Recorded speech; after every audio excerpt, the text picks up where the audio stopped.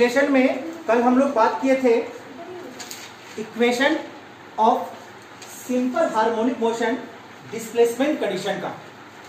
आज हम देखेंगे दो चीज, इसका मैथमेटिकल रिलेशन। पहले देखेंगे हम लोग वेलोसिटी में, फिर इसको कैलकुलेट करने के बाद में एक्सेलरेशन। आप लोग को ये पता होगा कल हम डिस्प्लेसमेंट जो इक्वेशन निकाले थे y इक्वल टू, वो क्या वैल्यू था? a sin ओमेगा t, ये वैल्यू था। है ना? तो चलिए शुरू करते हैं। हमने एक टर्म माना था p ही क्या कर रहा था? एक और ऊपर, फिर एक बार नीचे, फिर ऊपर और नीचे ऑसिलेट कर रहा था। मतलब P का पोजीशन किसको इंडिकेट कर रहा था? डिस्प्लेसमेंट को। है कि नहीं? डिस्प्लेसमेंट का मतलब क्या समझ में आता है कि आपका जो मेन पोजीशन है वहां से वो पॉइंट या ऊपर जाए या नीचे की ओर आए। तो ये पॉइंट P कैसा इक्वेशन था हमारा? डिस्प्लेसमेंट का। तो लिख देते हैं P has a displacement equation. P has a displacement equation. कल हम इसके बारे में कुछ इक्वेशन कैलकुलेट कर भी लिए हैं।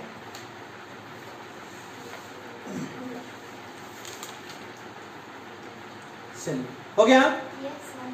कल आप डिस्प्लेसमेंट जो इक्वेशन कैलकुलेट किए हैं उसमें ये इक्वेशन आपको सामने आया होगा, y equal to a sine omega t, है ना?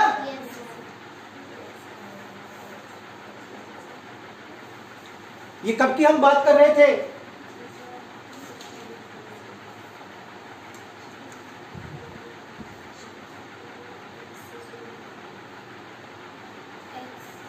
क्यों? इस डायरेक्शन पे ओमेगा यानी कि एंगुलर वेलोसिटी, t समय पे ये ऑब्जेक्ट इस पॉइंट पे पहुंचा, q डैश इसको हमने मान के रखा था। यहाँ पे जो एंगल ट्रेस हुआ वो एंगल ओमेगा t। तब हम इसको फुट मान के क्या किए थे? परपेंडिकुलर ड्रॉ किए थे, और यही पॉइंट आपका क्या था? p था। है ना? तो ये p हमारा क्या कर रहा था? वैरी कर रहा था समय के साथ।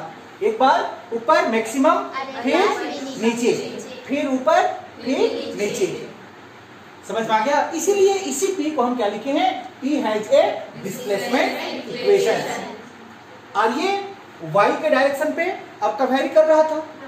ये क्या डायरेक्शन है? x, और ये y। तो इसीलिए हम क्या लिखे हैं? y equal to a sine omega t।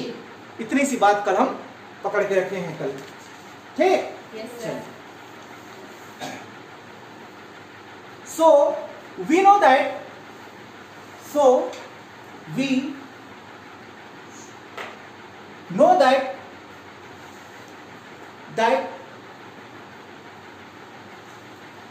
Velocity, किसकी बात कर रहे हैं हम?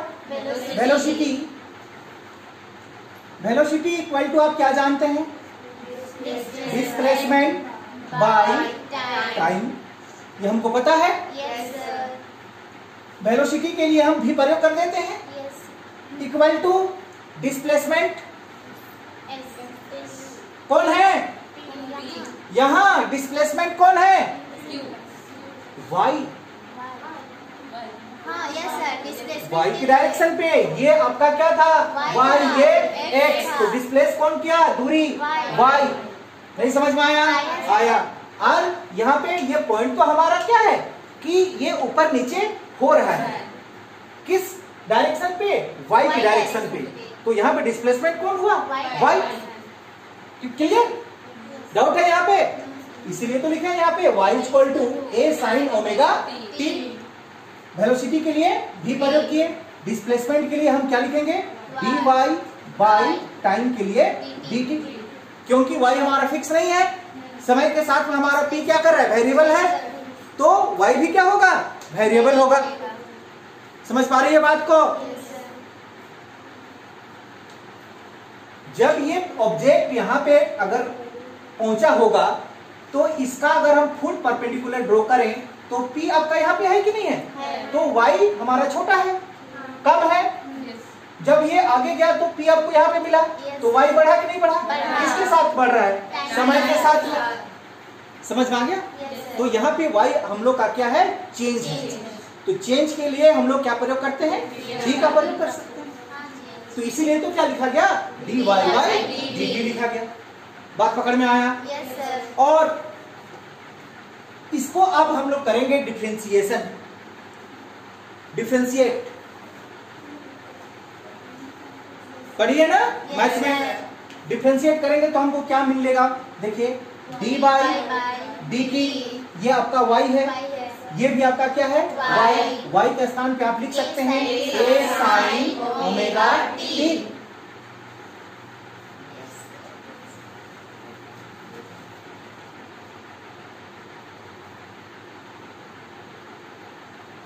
बात पकड़ में आया।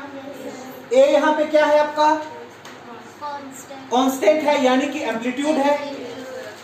एम्पलीट्यूड किसको कहते हैं, मैक्सिमम डिस्प्लेसमेंट, मतलब मैक्सिमम हाइट ही है। यहां इस पॉइंट पे या इस पॉइंट, ये इसका क्या कहलाएगा, एम्पलीट्यूड कहलाएगा। तो एम्पलीट्यूड हमारा क्या होती है, कांस्टेंट होती है, और जो कांस्टेंट होता है उसका डिफरेंशिएट नहीं होता है। तो इसको हम लोग बाहर कर देते हैं। तो बताइए v इक्वल टू क्या मिलेगा, a को बाहर निकालेंगे, a d बाई dt, क्या बचा, साइन ओमेगा t।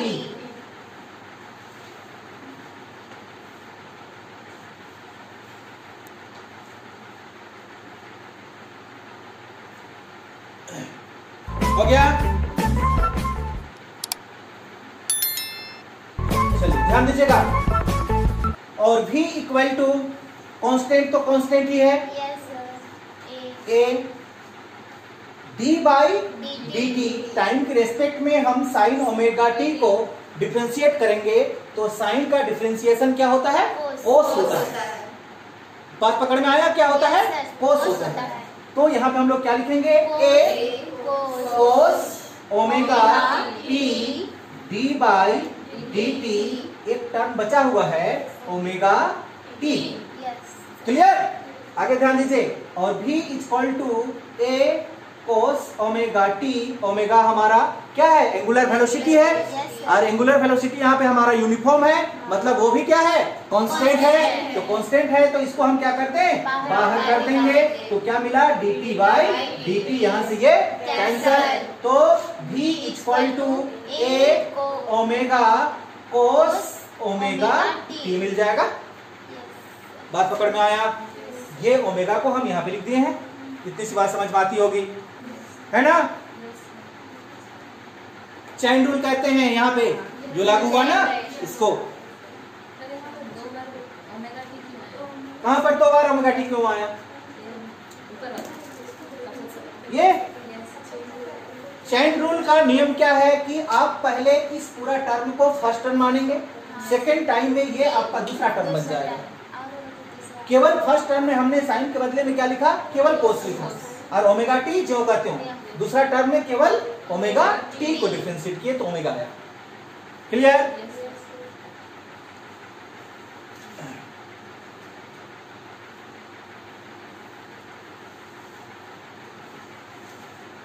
लिख लिए। ये भी क्या था आपका, वेलोसिटी। हमको कैलकुलेट क्या करना था, वेलोसिटी, लेकिन यहाँ पे हमारा क्या दिखाई देता है, टाइम। तो ये वेलोसिटी हमने कैलकुलेट किया, ये किसके रिलेशन पे है, वेलोसिटी रिलेशन विथ टाइम, है कि नहीं है। ध्यान से देखिए, ये वेलोसिटी है आपका, और यहाँ पे क्या है आपका, टाइम भी है। तो ये वेलोसिटी का हमको इक्वेशन मिला, तो ये इक्वेशन कौन सा इक्वेशन कहलाएगा, वेलोसिटी रिलेशन विथ टाइम। समझ पाई। चलिए लिख देते हैं, ये आपका कौन सा इक्वेशन बना, velocity relation with time. Time यहाँ पे टी भी लिख दीजिएगा, ये टी।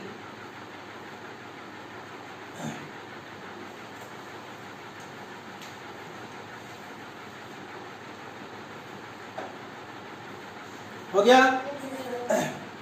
चलिए आगे थोड़ा सा इसको ध्यान दीजिएगा। Therefore cos थीटा को अगर हम लिखना चाहें तो क्या लिख सकते हैं बोलिए? Under root 1 minus sine square theta लिख सकते हैं। ये हमारा मैथमेटिकल फॉर्मूला है, ठीक। तो ध्यान दीजिए इधर v equal to A omega है, ए ओमेगा। आप क्या बचा आपके पास में? cos omega T. क्या cos ओमेगा टी के बदली में आप लिख सकते हैं under root 1 minus sine square omega T, क्योंकि यहाँ पे ओमेगा टी के जगह में क्या है? थीटा है। समझ पा रही है?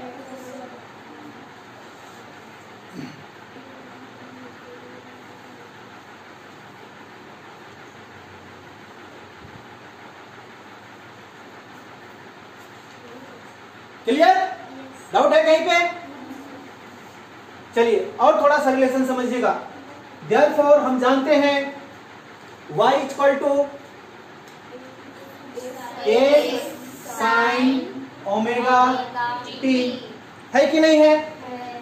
तो क्या इस इक्वेशन को अगर हम बनाना चाहें तो इस तरह से लिखेंगे y by A equal to sine omega T, बनेगा? डाउट है कहीं? नहीं।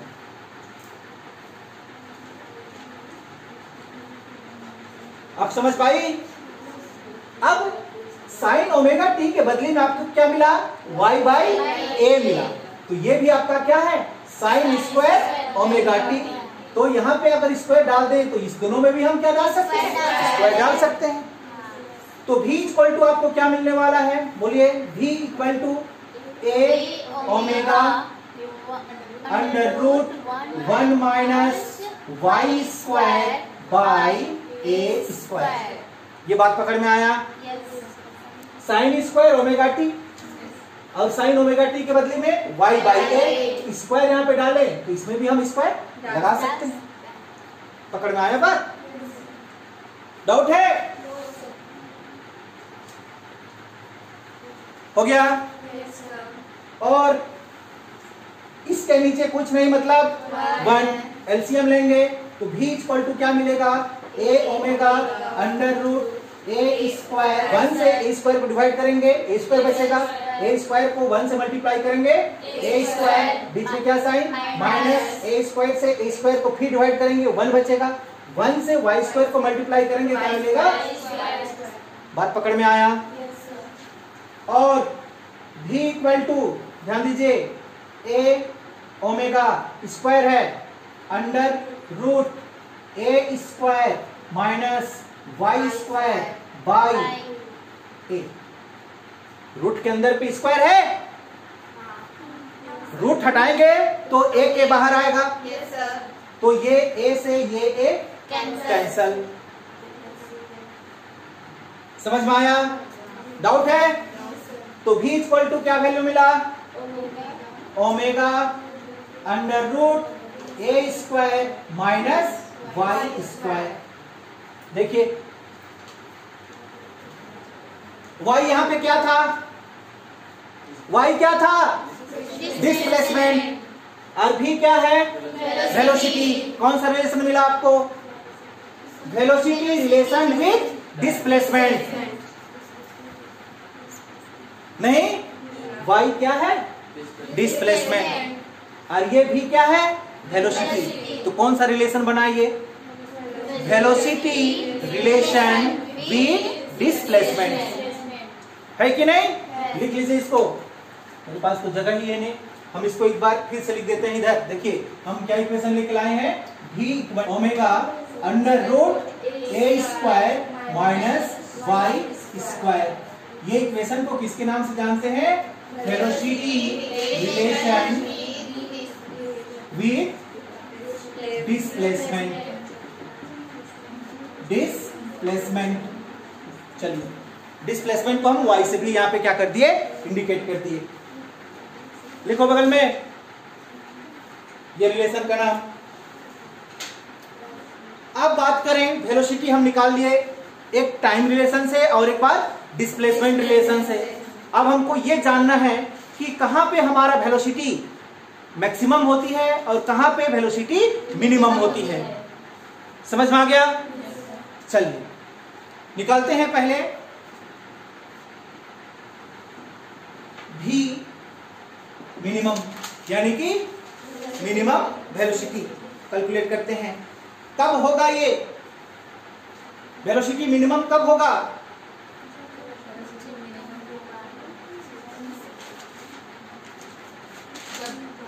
ये आपका रिलेशन दिखाई दे रहा है।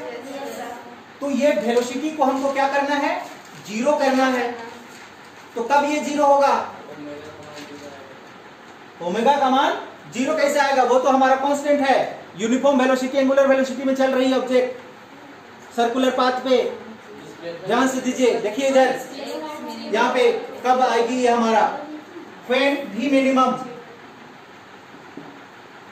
When y equal two plus या माइनस में ऊपर या नीचे, y equal two plus minus क्या हो जाए? a हो जाए। y किसके बराबर हो जाए? एम्पलीट्यूड के बराबर हो जाए। तो वेलोसिटी क्या हो जाएगी? जीरो हो जाएगी। देखिए कैसे जीरो होगी? When y equal two plus minus a, क्योंकि हम केवल पॉजिटिव की बात नहीं कर सकते हैं, केवल नेगेटिव की बात नहीं कर सकते हैं, क्योंकि p जो हमारा है यानी कि y डिस्प्लेसमेंट जो है कहां से मूव कर रहा है? ये इसका मेन पोजीशन, एक बार यहां से यहां, फिर यहां से यहां, इस तरह से ऑसिलेट कर रही है। तब इस केस में आपको v इक्वल टू, ध्यान से देखिए, ओमेगा अंडर रूट, बताइए, a स्क्वायर माइनस, अब y किसके बराबर? a के बराबर, तो a स्क्वायर, तो v equal to omega under root zero, तो वेलोसिटी इक्वल टू जीरो। समझ में आया कि इस केस में हमारा वेलोसिटी कब होगा? जब डिस्प्लेसमेंट y एम्पलीट्यूड के बराबर हो जाए। क्लियर?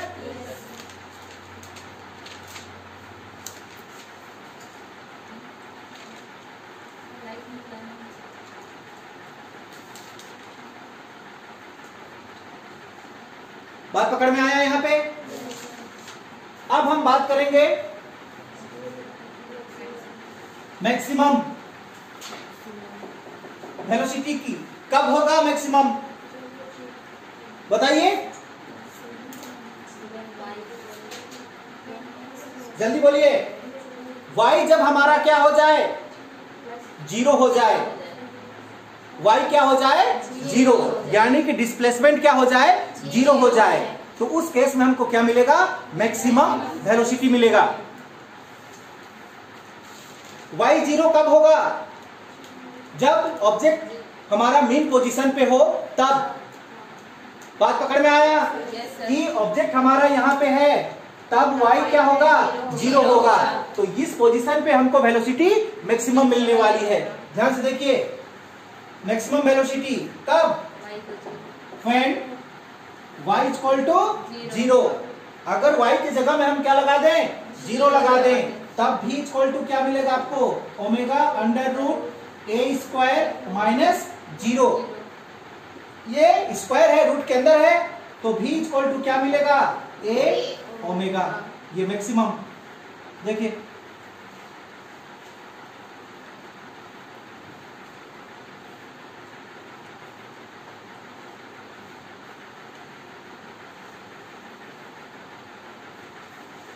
क्लियर? थोड़ा सा इसको हम मिटा देते हैं।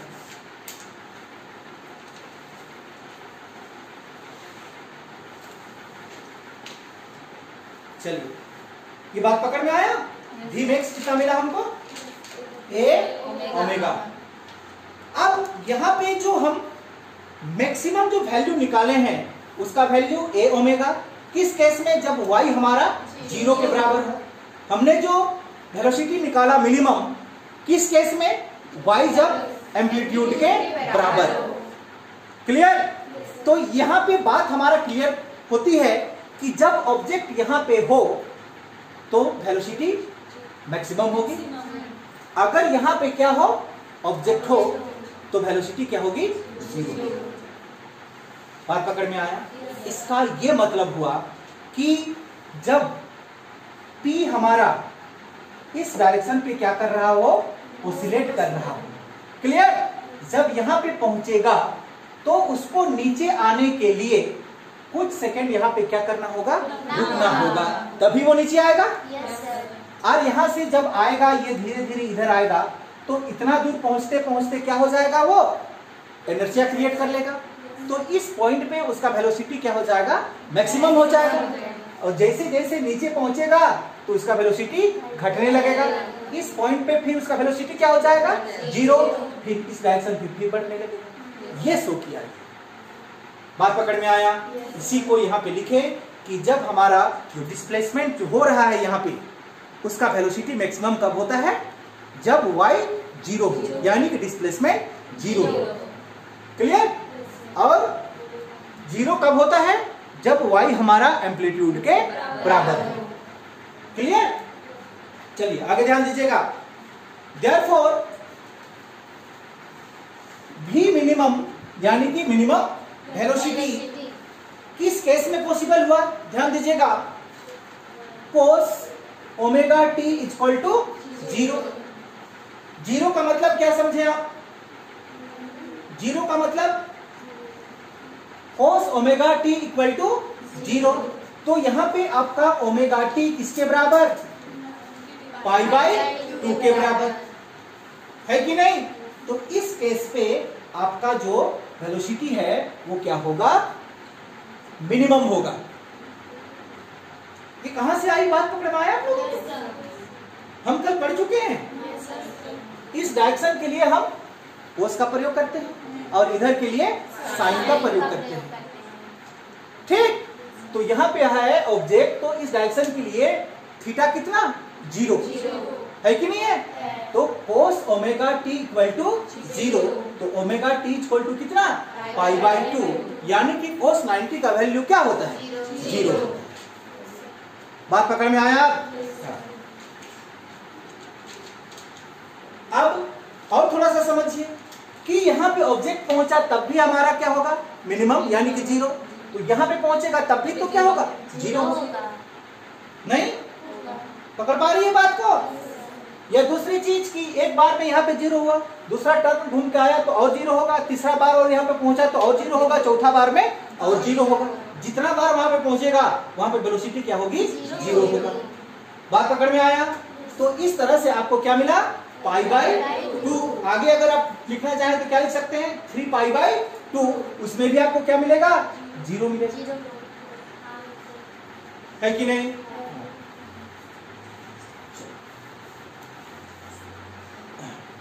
हो गया?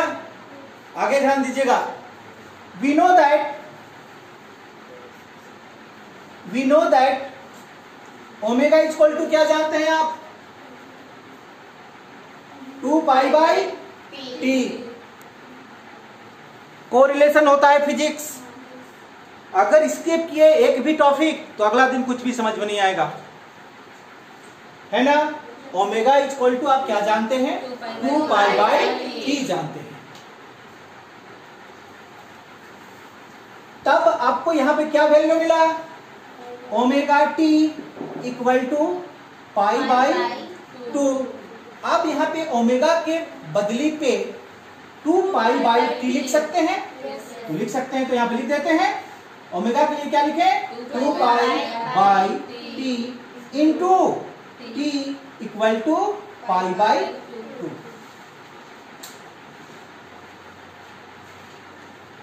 बात पकड़ में आया? डाउट है? ऊपर ऊपर किया क्या, पाई से पाई कटेगा, नहीं कटेगा? काटिए, पाई से पाई खत्म।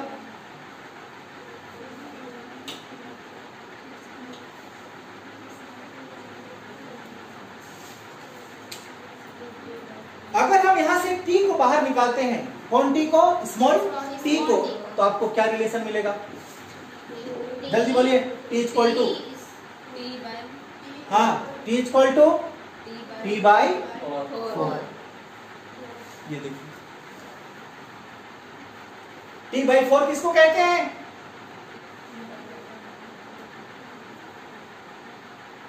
ये पॉइंट यहां से लेकर इसका जो टाइम पीरियड है ना, ये आपका क्या है?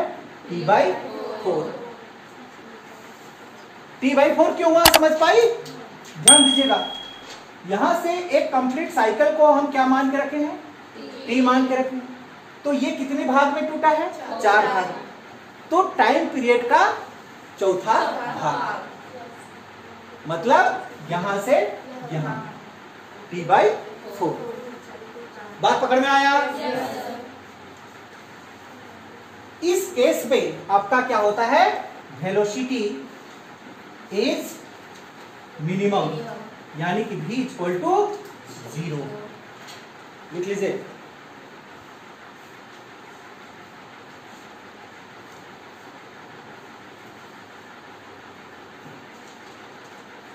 क्लियर? चलिए, v मैक्सिमम यानी कि मैक्सिमम वेलोसिटी ये कब होगा? So cos omega t equal to 1। बात पकड़ में आया? ये पीछे वाला में मिनिमम के लिए आपने क्या लिखा? cos omega t equal to 0। उसमें आपको क्या मिला था? मिनिमम। तो मैक्सिमम के लिए हमको cos omega t equal to 1।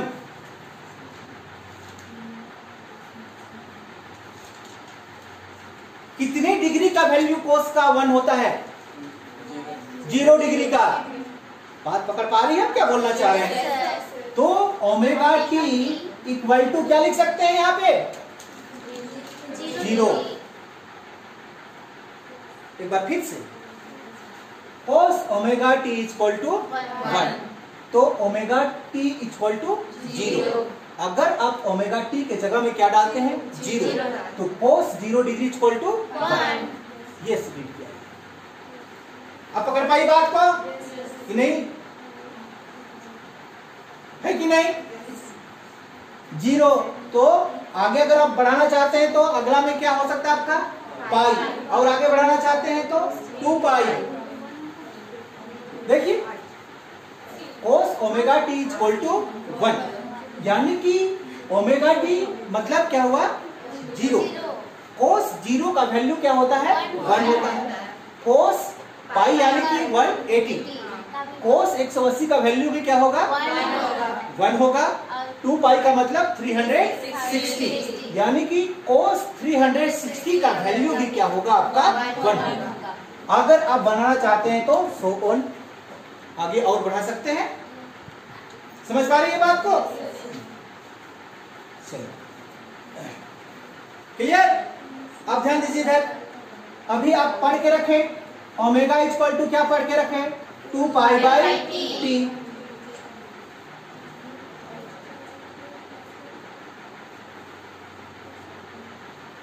हो गया? तो ओमेगा टी इक्वल टू आपको क्या मिला? ध्यान से देखिए, 0 पाई 2 पाई सो ऑन आगे बढ़ा सकते हैं आप। ओमेगा के बदले पे आप क्या लिखेंगे? 2 pi by T into T equal to 0 pi 2 pi so on.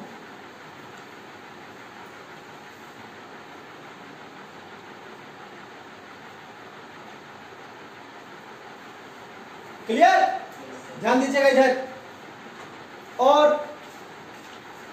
2 pi by T into T equal to, ये 0 का मतलब तो 0 ही होता है। ये समझ में आती है आप लोगों को?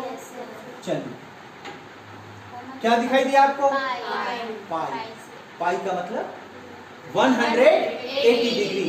इधर ध्यान दीजिए, यहां से ये वाला कोण आपको दिखाई देता है, ये भाग कितना? 180 डिग्री। यहां से यहां एक चक्कर पूरा करने में कितना समय? 30 समय। तो आधा चक्कर पूरा करने में कितना समय? T/2। यहां से यहां 180 डिग्री है कि नहीं? तो यहां पे क्या है आपका? पाई। तो पाई में कितना समय? T by 2। तो पाई की जगह में समय आपका क्या बना? T by 2। 2 पाई का मतलब 360, यानी कि यहाँ से लेकर यहाँ एक चक्कर कितना समय? 30 समय। आप बात पकड़ लीजिए। क्लियर? आया नहीं समझ में?